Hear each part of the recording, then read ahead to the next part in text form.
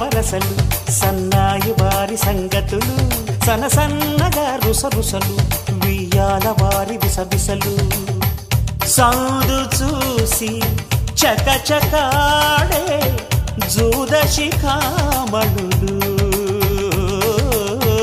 పందిరంతా ఘుమఘుమలాడే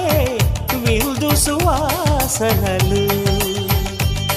తమ నిగనిగనగలను పదుగురి ఎదురుగా ఇదిగిదిగో అని చూపెడుతూ తెగ తిరిగే తరుణుల తికమక పరుగులు చూడగా